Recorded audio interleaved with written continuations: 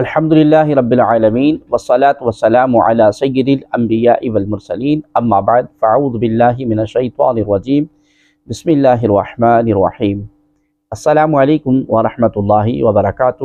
ناظرین محترم، آج ہم ایک اہم موضوع لے کر حاضر ہوئے ہیں۔ ہمارے ایک بھائی ہیں صفدر علی ڈاہری صاحب، جنہوں نے ہمیں حدیث غدیر کے حوالے سے ہمیں حکم فرمایا کہ اس کے متعلق آپ کچھ وضاحت کریں۔ اس حوالے سے آج ہم حاضر ہوئے ہیں۔ آپ پہلے نبی کریم صلی اللہ علیہ وآلہ وسلم کا فرمان مبارک سن لیجئے کہ میرے آقا کریم صلی اللہ علیہ وسلم فرماتے ہیں، من کنت مولاہ فہذا علی مولا، جس کا میں مولا ہوں اس کا علی مولا ہے۔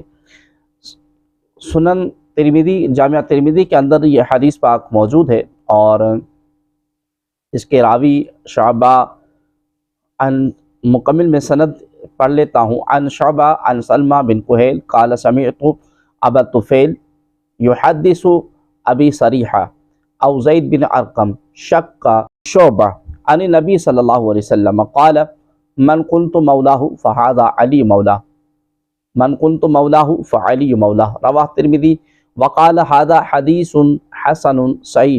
وقد روى شعبة هذا الحديث عن میمونہ عن عبد اللہ عن زید بن ارقم عن النبی صلی اللہ علیہ وسلم، یعنی حضرت شعبہ رضی اللہ تعالی عنہ سلمہ بن کہیل سے روایت کرتے ہیں کہ میں نے ابو طفیل سے سنا کہ وہ ابو صریحہ یا زید بن ارقم رضی اللہ تعالی عنہما سے مروی ہے۔ شعبہ کو راوی کے متعلق شک ہے کہ حضور نبی اکرم صلی اللہ علیہ وسلم نے فرمایا جس کا میں مولا ہوں اس کا علی مولا ہے۔ اس حدیث کو امام ترمذی نے روایت کیا ہے اور کہا کہ یہ حدیث حسن صحیح ہے۔ شعبہ نے اس حدیث کو میمون ابو عبداللہ سے، انہوں نے زید بن ارقم سے، اور انہوں نے حضور نبی اکرم صلی اللہ علیہ وسلم سے روایت کیا ہے۔ اخرج الترمذی فی جامع صحیح ابواب المناقب باب مناقب علی بن ابی طالب رضی اللہ تعالی عنہ۔ اور اسی طرح اسی حدیث کو طبرانی نے معجم کبیر کے اندر روایت کیا ہے، اور حسام الدین ہندی نے اس کو کنز الاعمال کے اندر نقل کیا ہے۔ ابن عساکر نے اس کو تاریخ دمشق کے اندر اس کو نقل کیا ہے، اور خطیب بغدادی نے اس کو تاریخ بغداد کے اندر روایت کیا ہے۔ اسی طرح حافظ ابن کثیر نے البدایہ والنہایہ کے اندر نقل کیا ہے، اور حیثمی نے اس کو مجمع الزوائد کے اندر نقل کیا ہے۔ اب ناظرین محترم دیکھتے ہیں کہ یہاں پر جو اس حدیث پاک میں جو لفظ میرے آقا کریم علیہ السلام نے ارشاد فرمایا من کنت مولا علی مولا، یہاں سے جو اہل تشیع حضرات ہیں اس مولا سے مراد جو لیتے ہیں خلیفہ بلا فصل لیتے ہیں۔ تو آئیے پہلے دیکھتے ہیں قرآن کریم فرقان حمید کی روشنی میں کہ کیا مولا کا معنی خلیفہ بلا فصل ہے۔ تو پہلے سورہ تحریم کی آیت نمبر 4 کو ہم جب دیکھتے ہیں، پڑھتے ہیں، تو اس میں ہمیں پتہ چل جائے گا کہ مولا کا معنی کیا ہے۔ اللہ کریم جل جلالہ قرآن کریم فرقان حمید کی سورہ تحریم کی آیت نمبر 4 میں ارشاد فرماتا ہے فَإِنَّ اللَّهَ هُوَ مَوْلَاهُ وَجِبْرِيلُ وَصَالِحُ الْمُؤْمِنِينَ وَالْمَلَائِكَةُ بَعْدَ ذَلِكَ ظَهِيرٌ، یعنی بے شک اللہ ہی ان کا دوست مددگار ہے، اور جبریل اور صالح مومنین بھی اس کے بعد سارے فرشتے بھی ان کے مددگار ہیں۔ یہ اس کا مولاہ کا معنی ہے کہ دوست یا مددگار۔ اب اس کو تفسیر مفسرین کی نظر میں دیکھتے ہیں کہ مفسرین نے اس مولا کا معنی کیا کیا ہے۔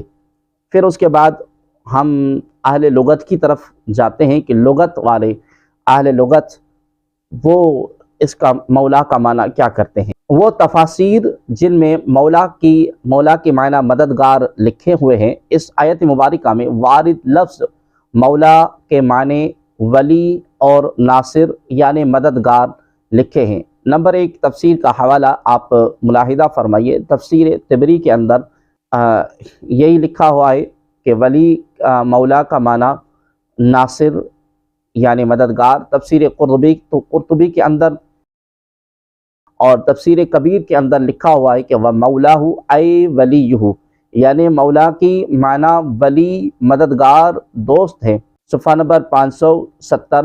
اور تفسیر بغوی کے اندر جلد نمبر 8 صفحہ نمبر 168 پر فرماتے ہیں فَإِنَّ اللَّهَ هُوَ مَوْلَاهُ أَيْ وَلِيُّهُ وَنَاصِرُهُ۔ دارالقطب کے اندر، دارالقطب طیبہ کے اندر یہ کتاب، یہ تفسیر چھپی ہوئی ہے۔ اور تفسیر خازن جلد نمبر 4 صفحہ نمبر 315 پر یہ بھی الناشر دارالقطب العلمیہ بیروت کا چھاپا ہے۔ فرماتے ہیں فَإِنَّ اللَّهَ هُوَ مَوْلَاهُ أَيْ وَلِيُّهُ وَنَاصِرُهُ، یعنی کہ مولا کا معنی ولی اور ناصر، دوست اور مددگار ہے۔ تفسیر نصفی جلد نمبر 3 صفحہ نمبر 505 پر ناشر دارالکلم الطیب بیروت میں فرماتے ہیں فَإِنَّ اللَّهَ هُوَ مَوْلَاهُ وَلِيُّهُ وَنَاصِرُهُ۔ اب یہ ان 4 کتابوں کے نام بھی آپ کے سامنے میں رکھتا ہوں کہ جن میں یہ کہا گیا ہے کہ مولا کا معنی ناصر یعنی مددگار کیے گئے ہیں۔ نمبر 1 تفسیر جلالین صفحہ نمبر 465 پر ہے مولاہ اے ناصرہ۔ تفسیر روح المعانی جلد نمبر 28 پارہ نمبر 28 صفحہ نمبر فَإِنَّ اللَّهَ هُوَ مَوْلَاهُ أَيْ نَاصِرُهُ۔ تفسیر بیضاوی جلد نمبر 5 صفحہ نمبر 225 الناشر دار الاحیاء التراث والعربی بیروت میں بھی یہی لکھا ہوا ہے۔ اور تفسیر ابی سعود جلد نمبر 8 صفحہ نمبر 277 ناصر ہوا ناصرہ، یہ تفسیر جو چھپی ہے دار الاحیاء التراث عربی بیروت کے اندر۔ اسی طرح قرآن کریم، القرآن الکریم کا جو قرآن کریم کا جو ترجمہ کیا ہے یہ ہیں فاضل سید فرمان علی، یہ اہل تشیع کے عالم ہیں۔ انہوں نے ترجمہ اس کا مولا کا معنی کیا کیا ہے، آپ ملاحظہ فرمائیں کہ مولا کا معنی یہاں پر مددگار کیا ہوا ہے، صفحہ نمبر 671۔ اور اسی طرح میرے سامنے یہ کتاب موجود ہے تفسیر قمی، اس کا اردو ترجمہ میرے پاس موجود ہے۔ اس ترجمہ تفسیر قمی کا جلد نمبر 4 ہے اور اس کے صفحہ نمبر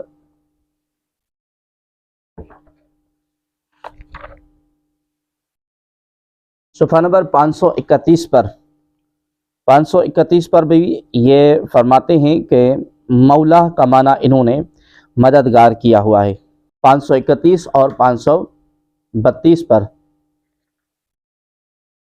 مولا کا معنی انہوں نے مددگار کیا ہوا ہے۔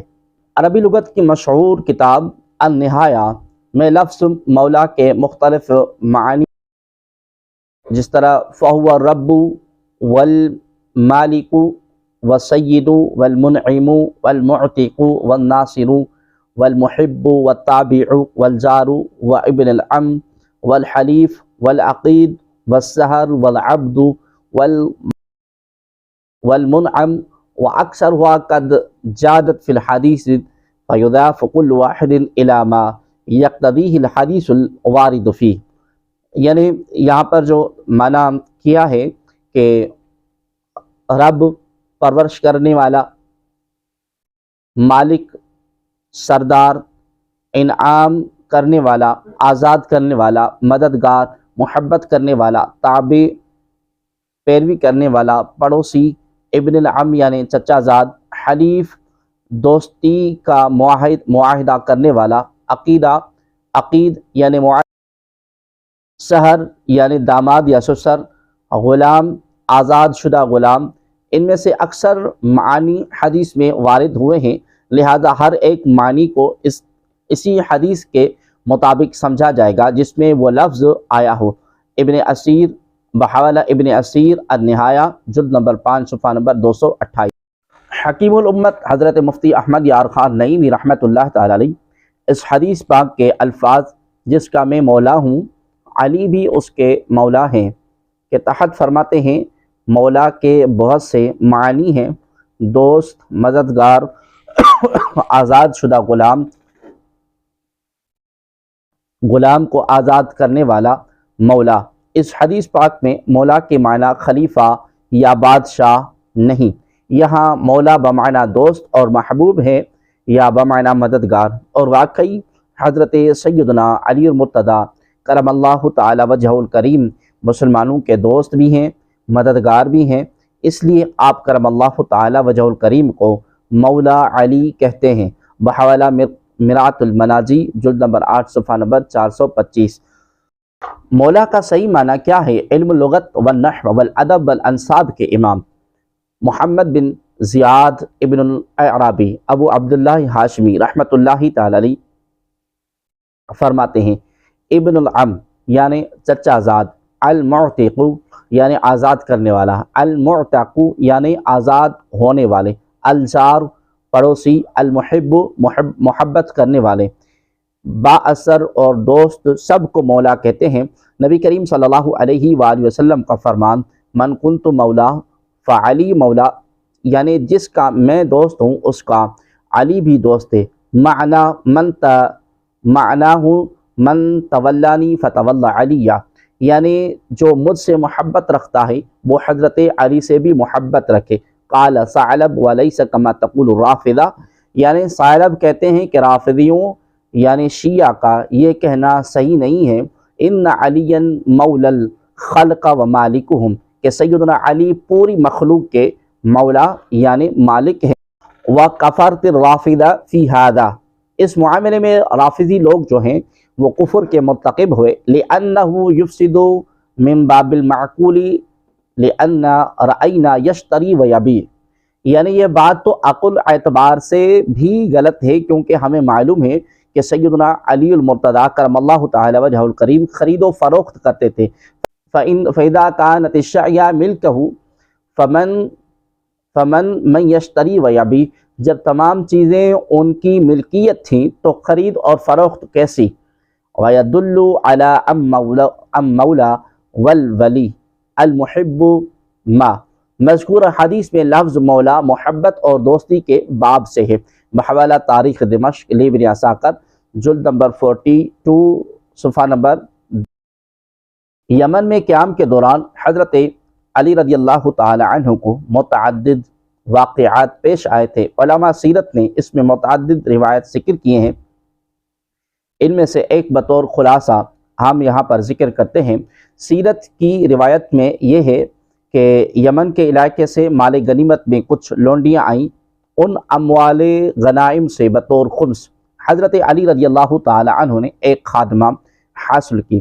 اس پر دیگر ساتھیوں کو کچھ اعتراض ہوا، وہ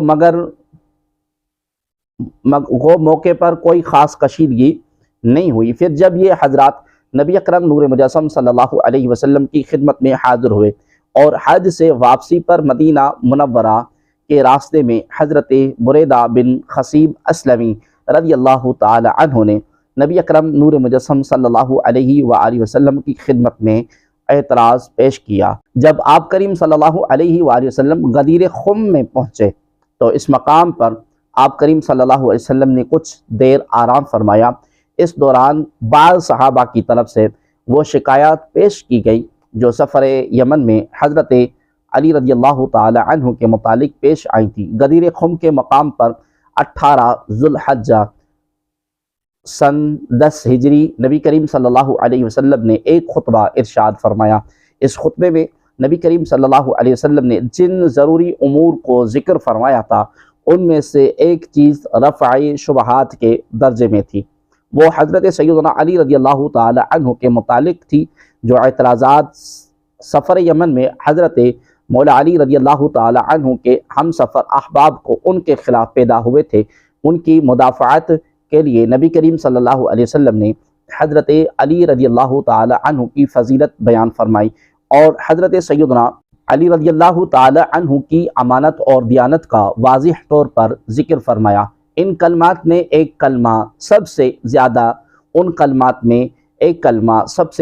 مشہور ہے کہ من کنت مولاہ فعلی مولا، ان کلمات میں حضرت علی رضی اللہ تعالی عنہ سے اعتراضات کا ازالہ مقصود تھا، اور حضرت سیدنا علی رضی اللہ تعالی عنہ کی فضیلت اور ان کے حسن کردار کا بیان کرنا پیش نظر تھا۔ یہ ایک وقتی مسئلہ تھا، اس فرمان نبوت کے ذریعے حسن اسلوبی کے ساتھ اختتام پذیر ہو گیا۔ مقام غدیر خم میں کوئی جنگ وغیرہ نہیں ہوئی۔ اب یہاں پر ہم رافضیوں کے عقیدے کا رد عرض کرتے ہیں کہ غدیر خم کے واقعے کو بعض لوگوں نے بڑی اہمیت دی، اور اس سے حضرت سیدنا علی کرم اللہ تعالی وجہ الکریم کی خلافت بلا فصل ثابت کرنے کے لیے ناکام کوشش کی ہے۔ یہ لوگ اس واقعے کو مسئلہ خلافت کے لیے انتہائی درجے کی قوی دلیل قرار دیتے ہیں۔ یہاں پر چند اشیاء غور و طلب ہے، ان پر توجہ فرمانے سے یہ واضح ہو جائے گا کہ یہ دلیل مسئلہ خلافت پر ہرگز ثابت نہیں کرتی۔ حضرت سیدنا علی رضی اللہ تعالی عنہ سے متعلق شکایات کا ازالہ جن الفاظ سے نبی کریم صلی اللہ علیہ وسلم نے فرمایا، ان میں یہ جملہ مذکور ہے کہ من کنت مولا فعلی مولا، یعنی جس شخص کے لیے میں محبوب اور دوست ہوں، پس علی بن ابی طالب رضی اللہ تعالی عنہ اس کے محبوب اور دوست۔ یہاں پر مسئلہ خلافت و نیابت کا ذکر تک نہیں ہے، اور نہ کسی جماعت کی طرف سے آپ کے سامنے خلافت کے مضمون کو زیر بحث لایا گیا، اور نہ ہی کسی شخص نے اس کے متعلق کوئی سوال کیا جس کے جواب میں آپ نے کلام فرمایا ہو۔ پھر اس روایت کے اگلے الفاظ بھی غور طلب ہے، ان میں موالات اور معادات کو ایک دوسرے کے بالمقابل۔ اس سے واضح ہوتا ہے کہ یہاں مولا کے لفظ میں ولایت بمقابلہ عداوت ہے، بمعنی خلافت نہیں۔ روایت کے وہ الفاظ یہ ہیں، اللہم والی من والا وعاد من عادا، اے اللہ اسے دوست رکھ جو علی رضی اللہ تعالی عنہ سے دوستی رکھے، اور اسے عداوت رکھ جو علی رضی اللہ تعالی عنہ سے عداوت رکھے۔ اہل تشیع حضرات کے نزدیک روایت حاضہ من کنت مولا فعلی مولا حضرت علی رضی اللہ تعالی عنہ کی خلافت بلا فصل کے لیے نہایت اہم حجت اور قوی تر دلیل ہے۔ ان کا استدلال یہ ہے کہ یہ روایت حاضہ میں مولا کا لفظ استعمال فرمایا گیا ہے، یعنی جس کا مولا میں ہوں، حضرت علی رضی اللہ تعالی عنہ بھی اس کے مولا ہیں، اور مولا کے معنی خلیفہ اور حاکم کیے ہیں۔ چونکہ نبی کریم صلی اللہ علیہ وسلم تمام امت کے مولا ہیں، فلہذا اس فرمان کی بنا پر حضرت علی رضی اللہ تعالی عنہ بھی تمام امت کے مولا ہیں۔ یہ روایت مسلم بین الفریقین ہے، اور متواترات میں اس کو شمار کیا جاتا ہے، لہذا اس پر عقیدے کی بنیاد ہو سکتی ہے۔ نیز اس نوع کی روایت قصر، اس روایت کسی دوسرے صحابہ کے حق میں وارد نہیں ہے، فلہذا حضرت علی رضی اللہ تعالی عنہ کی خلافت بلا فصل کے لیے یہ نص صریح ہے، اور آپ نبی کریم صلی اللہ علیہ وسلم کے بعد تمام امت کے لیے خلیفہ اور حاکم ہیں۔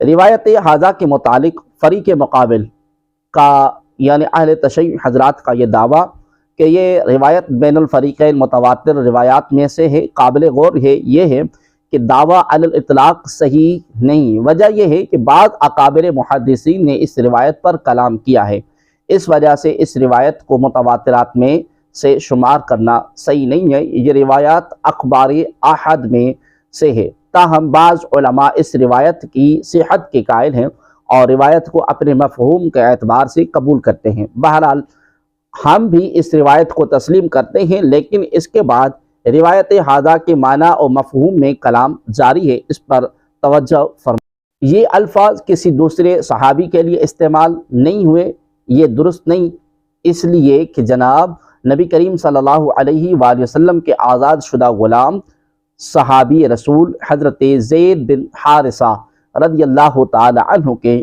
حق میں نبی کریم صلی اللہ علیہ وسلم نے ارشاد فرمایا، قال لزید انت اخونا و مولانا، آپ ہمارے بھائی ہیں اور ہمارے مولا ہیں، بحوالہ مشکات الشریف صفحہ نمبر 253، صحیح بخاری کتاب الفضائل الصحابہ حدیث 3730۔ ناظرین محترم، یہاں پر لفظ مولا وارد ہے۔ مولا کے معنی کتاب و سنت اور لغت اور عرب میں متعدد پائے جاتے ہیں۔ النہایہ لابن اسیر جرزی جو لغت حدیث میں مشہور تصنیف ہے میں مولا کے 16 عدد معنی ذکر کیے ہیں، لیکن ان میں خلیفہ بلا فصل اور حاکم والا معنی کہیں نہیں ملتا، یکسر مفقود ہے، یعنی لغت حدیث والوں نے مولا کا یہ معنی کہیں نہیں بیان کیا، باقی معنی انہوں نے لکھے ہیں۔ النہایہ فی غریب الحدیث جلد نمبر 5 صفحہ نمبر 208۔ اسی طرح القاموس میں 17 معنی بیان کیے گئے ہیں: پروردگار، مالک، آقا، کسی کام کا، منتظم یا انجام دہندہ، مخلص، دوست، ساتھی، رفیق، معاہدہ، حلیف، آنے والا مہمان، پڑوسی، شریک، ساجی، داماد، باپ کی طرف سے رشتہ دار جیسے چچا زاد بھائی، انعام دینے والا، آزاد کردہ غلام، غلام تابع پیرو، غلام آزاد کرنے والا۔ القاموس الوحید صفحہ نمبر اسی طرح مصباح اللغات صفحہ نمبر 926 پر بھی یہی معنی لکھی ہیں۔ اسی طرح المنجد صفحہ نمبر 999 میں بھی مولا کے 21 معنی ذکر کیے گئے ہیں، وہاں بھی مولا کا معنی خلیفہ یا حاکم نہیں پایا گیا۔ اسی طرح میرے سامنے یہ کتاب موجود ہے، اظہر اللغات جدید، اس کے صفحہ نمبر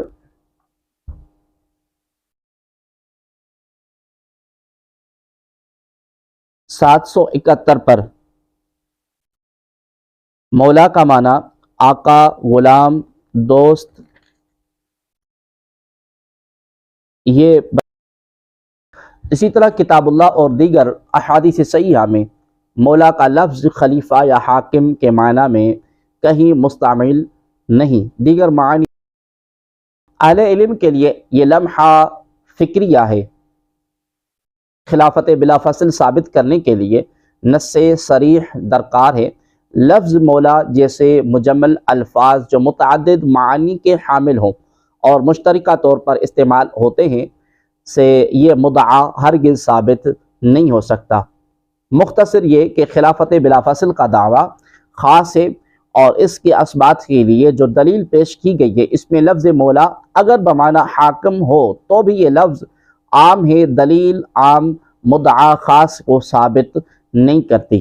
اگر بالفرد تسلیم کر بھی لیا جائے کہ خلافت بلا فصل کے لیے نبی کریم صلی اللہ علیہ وسلم نے غدیر خم کے موقع پر حضرت سیدنا مولا کائنات حضرت علی رضی اللہ تعالی عنہ کے حق میں ارشاد فرمایا تھا، اور جناب علی رضی اللہ تعالی عنہ بلا فصل خلیفہ نامزد تھے، تو ان چیزوں پر غور فرمائیں، اصل مسئلے کی حقیقت واضح ہو جائے گی۔ نمبر 1، نبی کریم صلی اللہ علیہ وآلہ وسلم کے وصال مبارک سے کچھ قبل حضرت عباس رضی اللہ تعالی عنہ نے حضرت سیدنا علی رضی اللہ تعالی عنہ کو ارشاد فرمایا کہ میں گمان کرتا ہوں کہ شاید نبی کریم صلی اللہ علیہ وآلہ وسلم کا وصال ہو جائے، اس بنا پر ہم نبی اکرم صلی اللہ علیہ وسلم کی خدمت اقدس میں حاضر ہو کر مسئلہ خلافت و امارت کے متعلق عرض کریں گے۔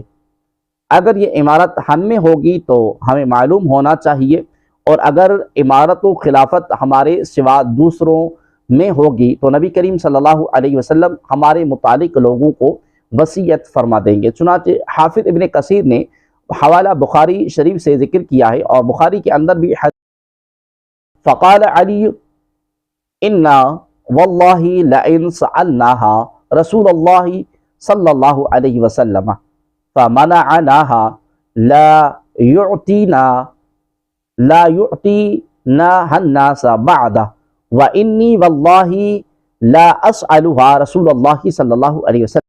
یعنی اس کے جواب میں حضرت سیدنا علی رضی اللہ تعالی عنہ نے فرمایا کہ اگر ہم نے نبی اکرم صلی اللہ علیہ وسلم سے مسئلہ خلافت اور امارت کے متعلق سوال کیا اور نبی اکرم صلی اللہ علیہ وسلم نے ہمیں اس سے منع فرما دیا، تو نبی کریم صلی اللہ علیہ وسلم کے بعد لوگ کبھی ہمیں خلافت کا موقع نہیں دیں گے۔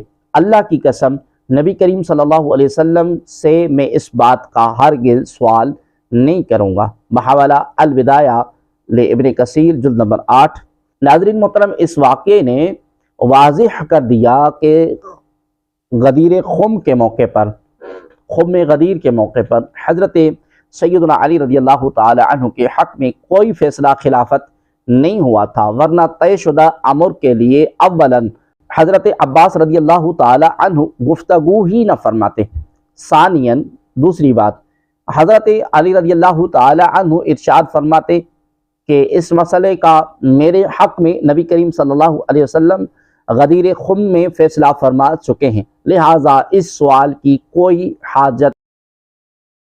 نمبر 2، نبی اکرم صلی اللہ علیہ وسلم کی وصال کے بعد حضرت سیدنا ابو بکر صدیق رضی اللہ تعالی عنہ کے خلیفہ منتخب ہونے کے موقع پر حضرت سیدنا علی رضی اللہ تعالی عنہ نے اپنے حق میں اس نص صریح کو کیوں پیش نہیں فرمایا؟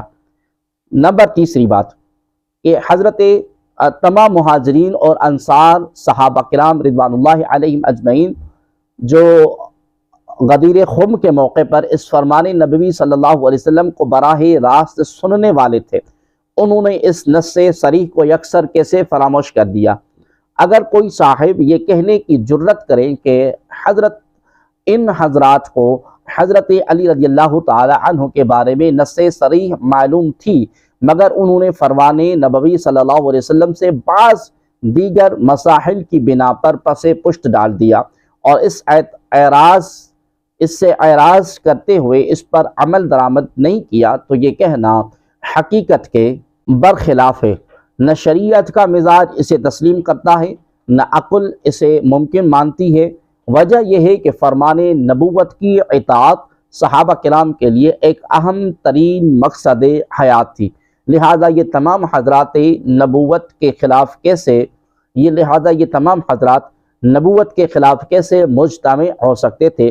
لا تجتمع امتی علی الضلالہ، میرے آقا کا فرمان ہے کہ میری امت کبھی بھی گمراہی پر جمع نہیں ہو سکتی۔ نمبر چوتھی بات، اس طرح دور صدیقی کے اختتام پر حضرت ابو بکر صدیق رضی اللہ تعالی عنہ نے اکابر صحابہ کی اور اکابر بنی ہاشم کی موجودگی میں حضرت عمر فاروق رضی اللہ تعالی عنہ کو خلیفہ منتخب فرمایا۔ اس وقت حضرت سیدنا علی رضی اللہ تعالی عنہ کے حق میں خلافت کے متعلق کسی نے یہ نص صریح پیش نہیں کی، حالانکہ یہ اسبات خلافت علوی کے لیے ایک اہم۔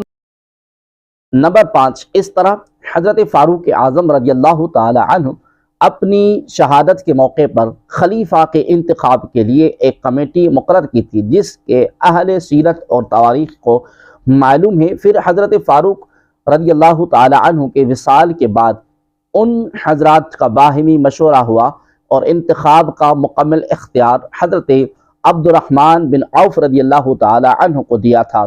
پھر حضرت عبد الرحمن بن عوف رضی اللہ تعالی عنہ سے سیدنا حضرت عثمان رضی اللہ تعالی عنہ خلیفہ منتخب فرمایا، تو اس موقع پر کسی ہاشمی غیر ہاشمی غدیر خم والی نص صریح کو پیش نہیں کیا۔ نمبر 6، حضرت عثمان رضی اللہ تعالی عنہ کی شہادت کے بعد جب لوگ حضرت علی رضی اللہ تعالی عنہ کے ہاتھ پر خلافت کی بیعت کرنے کے لیے حاضر ہوئے، تو حضرت سیدنا علی رضی اللہ تعالی عنہ نے بیعت لینے سے انکار کر دیا اور بنی عمر بن مبدول کے باغ میں جا کر الگ بیٹھ گئے تھے اور دروازہ بند کر لیا تھا، جیسا کہ حافظ ابن کثیر نے البدایہ میں ذکر کیا ہے۔ وقد امتنعوا علی من مبایعتهم فوفر منهم الى حائط بنی عمر بن مبدول واغلق بابه وامتنع من قبول الامامه حتى تقرروا قولهم فجاء الناس فتركوا الباب وولجوا علیہ، بحوالہ البدایہ جلد نمبر 10 صفحہ نمبر 400۔ اور شیعہ علماء نے اس سلسلے میں خود حضرت علی رضی اللہ تعالی عنہ کا کلام نہج البلاغہ میں ذکر کیا ہے کہ جب لوگ حضرت علی رضی اللہ تعالی عنہ کے پاس حاضر ہوئے تو آپ نے فرمایا وَالْتَمِسُوا غَيْرِي، یعنی مجھے تم چھوڑ دو اور میرے سوا کسی اور کو تلاش کرو۔ بہت یہ ایک فرمان ہے اور خطبہ ہے۔ آگے آخری جو الفاظ ہیں اس میں فرماتے وَإِن تَرَكْتُمُونِي لَكُمْ وَزِيرًا خَيْرًا لَكُمْ مِنِّي أَمِيرًا، یعنی اور اگر مجھے تم چھوڑ دو گے تو میں تم میں سے کسی ایک فرد ہوں گا، تم میں سے ایک فرد ہوں گا، اور جس شخص کو تم اپنا امر کا والی بناؤ گے امید ہے کہ میں اس کا تم سب سے زیادہ تابعدار اور زیادہ مطیع ہوں گا، اور میرا تمہارے لیے وزیر رہنا امیر بننے سے زیادہ بہتر ہے۔ بحوالہ نہج البلاغہ، جعفر حسین صاحب، صفحہ نمبر 246، طبع المعراج کمپنی لاہور، تحت ومن خطبۃ لہو علیہ السلام۔ دلائل کی روشنی میں واضح ہوا کہ سیدنا حضرت مولا کائنات مولا علی مشکل کشا شیر خدا کرم اللہ تعالی وجہ الکریم نے اولاً انکار فرمایا، اگرچہ بعد میں دیگر اکابر صحابہ کرام رضوان اللہ علیہم اجمعین کے اصرار پر بیعت لینا منظور فرما لیا۔ اس سے معلوم ہوا کہ غدیر خم یا کسی دیگر مقام میں حضرت علی رضی اللہ تعالی عنہ کی خلافت بلا فصل کے لیے کوئی نص صریح موجود نہیں، ورنہ آپ انا لکم وزیرا خیر لکم منی امیرا جیسا کلام نہ فرماتے۔ نمبر 7ویں بات کہ امام حسن رضی اللہ تعالی عنہ کے صاحبزادے حضرت حسن مصنع کے سامنے ان کے ایک عقیدت مند نے کہا کہ کیا رسول اللہ صلی اللہ علیہ وسلم نے حضرت علی رضی اللہ تعالی عنہ کے متعلق یہ نہیں فرمایا کہ من قلت مولا فعلی مولا، جس کا میں مولا اس کا علی مولا؟ اس کے جواب میں حضرت حسن مصنع رضی اللہ تعالی عنہ فرماتے ہیں کہ اما واللہ لو یعنی بذالک الامر امرۃ وسلطان فلا لافصح لهم بذالک کما افصح لهم بالصلاة والزکاة وصیام رمضان وحج البیت ویقال لهم ایها الناس هذا وليكن من بعدی فإن افصح الناس كان للناس رسول اللہ صلی اللہ علیہ وسلم۔ یعنی اگر اس جملے سے نبی کریم صلی اللہ علیہ وسلم کی مراد امارات اور سلطنت ہوتی تو نبی کریم صلی اللہ علیہ وسلم نماز، زکوٰۃ، روزہ، رمضان اور حج بیت اللہ کی طرح واضح طور پر اس کا حکم صادر فرماتے اور فرما دیتے کہ اے لوگو، علی میرے بعد تمہارے حاکم ہیں، کیونکہ نبی کریم صلی اللہ علیہ وآلہ وسلم تمام لوگوں سے زیادہ فصیح اور افصح الناس تھے۔ بحوالہ طبقات ابن سعد جلد نمبر 5 تحت تذکرہ حسن بن حسن رضی اللہ تعالی عنہ۔ ناظرین محترم، اس سے واضح ہو گیا کہ من کنت مولاہ فعلی مولا کا جملہ اکابر ہاشمی حضرات کے نزدیک بھی خلافت بلا فصل کے لیے نص صریح نہیں۔ ان تمام عنوان کے تحت جن چیزوں کو ذکر کیا ہے ان تمام پر غور کر لینے سے یہ بات واضح ہو جاتی ہے کہ غدیر خم کے موقع پر جو فرمان نبوی صلی اللہ علیہ وسلم صادر ہوا اس کا حضرت مولا کائنات مولا علی مشکل کشا شیر خدا کرم اللہ تعالی وجہ الکریم کی خلافت بلا فصل کے ساتھ نہیں ہے، اور نہ ہی مسئلہ خلافت وہاں مطلوب اور مقصود تھا، بلکہ وقتی تقاضوں کے مطابق اس میں دیگر مقاصد پیش نظر تھے جن کو وہاں پورا۔ اسی طرح میرے سامنے آخر میں ایک اور میں حوالہ پیش کرنا چاہتا ہوں۔ میرے سامنے کتاب موجود ہے الشافی جو الکافی کا اردو ترجمہ ہے، اس کا جلد نمبر 100 ہے، تیسرا جلد ہے، اور اس کا صفحہ نمبر ہے